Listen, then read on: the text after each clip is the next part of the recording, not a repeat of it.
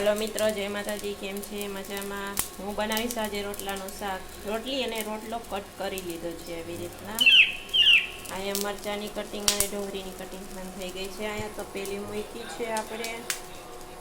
અને આપણે એમાં થોડુંક તેલ નાખીએ છીએ. તેલ નાખ્યું થોડું.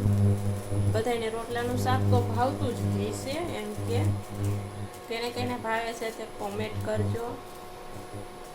ન બનાવતા આવડતું હોય તો મારી આગળ શીખી લેજો. થોડીક વાર આપણે 2-3 મિનિટ આને ગરમ થવા દેશું તેલને. પછી એમાં નાખીશું રાઈ, મેથી, જીરું.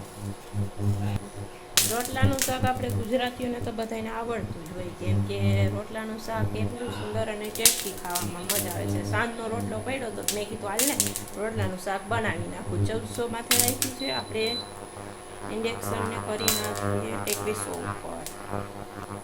તો તેલ ગરમ થઈ ગયું છે. એમાં નાખશું આપણે રાઈ,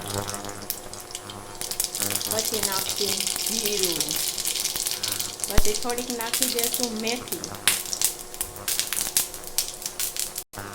ડુંગળી અને મરચીની કટિંગ કરી લીધી છે એ પણ નાખી દઈએ આપણે.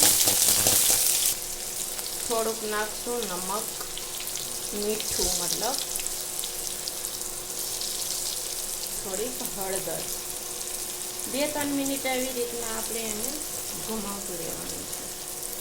એટલા માટે અસલ ડુંગળી ચડી જાય, મરચું અને નહીં. કોણ કેવી રીતના રોટલાનું શાક બનાવે છે તે મને કોમેન્ટ અને જરૂર કરજો. વિડીયોને લાઈક અને સબસ્ક્રાઈબ જરૂર કરજો. આવી રીતના 2-3 મિનિટ હલાવતું રહેવાનું.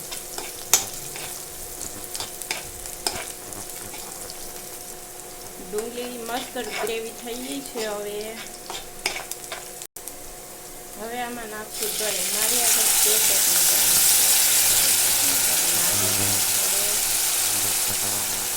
કેમ કે દહીં નાખીએ તો કંઈક અસર જ થાય રોટલાનું શાક.